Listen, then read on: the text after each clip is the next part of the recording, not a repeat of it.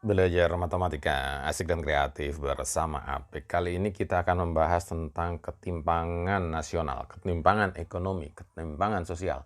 Presiden Jokowi juga sudah pernah membahasnya dengan ada kritik dari Buya Abbas tentang ketimpangan nasional. Di dunia pun, di Amerika juga terjadi ketimpangan, yang kaya makin kaya, yang miskin makin miskin, di Indonesia juga. Lalu gimana cara ngitungnya? Nah, kondisi Indonesia kira-kira adalah seperti ini. Nilai gininya, rasio gininya adalah 0,38. Kurva Lorenz-nya salah satunya, ini Paman Apik buat. Ya, apa sih rasio gini? Paman Apik sudah bahas. Kalau rasio gini itu sama dengan 0, ini artinya adalah merata, sempurna. Jadi garis lurus ini artinya semua orang penghasilannya sama, kekayaannya sama. Tidak ada simpangan, tidak ada yang menyimpang. Nah, kalau Indonesia ini ada melengkung, ada yang nyimpang. Gitu ya. Sehingga ada luasnya ini, nanti gini itu berhubungan dengan 0,381. Ada luas atas ini, ada yang nyimpang. Gitu ya. Kalau 0 ya 0. Nah, A-nya ini tidak 0 Indonesia ya. Ya kira-kira nanti bisa dihitung. 0,381 ada hubungannya di situ. Nah, kalau gini maksimal ini 1, itu terjadi di kerajaan. Yang punya kekayaan cuma raja saja, yang lainnya nggak punya kekayaan. Grafiknya gimana? Grafiknya 0 semua, kira-kira semua penduduk 0, tiba-tiba hanya satu orang yaitu raja itu langsung tinggi di sini. Seluruhnya menguasai. Gitu ya. Nah, Indonesia 0,381. Oke. Kita akan coba bahas 0,381 itu cara ngitungnya gimana dan maknanya gimana. Ini kita lihat grafik Indonesia 0,384 ya. Pernah 0,41 juga sebenarnya, oke, tidak masalah.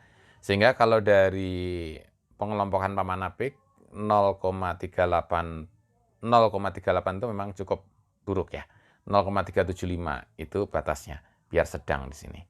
Jadi kalau Paman Apik menyarankan sih kita turun rasio gini itu di bawah 0,375, biar sedang. Oke. Nah, cara ngitungnya gimana? Ini, Paman Apik ambil contoh saja. Misalkan kita punya 4 kelas atau 4 orang, yaitu penghasilannya 1 juta, 2 juta, 3 juta, 4 juta.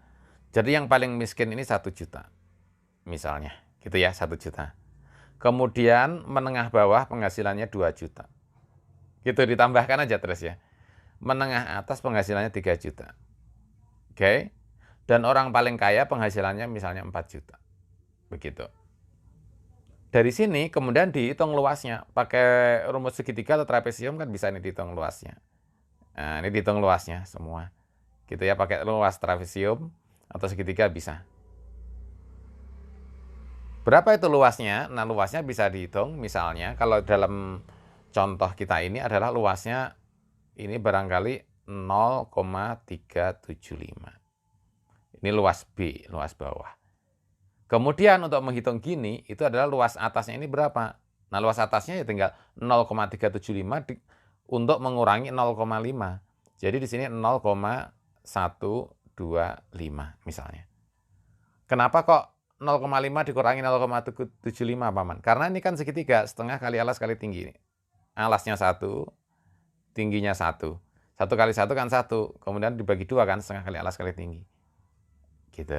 Nah, sehingga di sini rasio gininya, contoh kita gitu. Rasio gini ini adalah A dibagi luas seluruh segitiga. Seluruh segitiga kan 0,5. Begitu ya. Jadi penyimpangan A ini dibagi luas seluruhnya 0,5. Nah, A-nya ini adalah tadi Paman 0,125 ya, 0,125. Nah, kurang satunya ya. 0,125. A-nya ini ada 0,125 dibagi 0,5. Jadi 12,5 dikalikan 2 menjadi 25, ya 0,25 atau sama dengan 25%.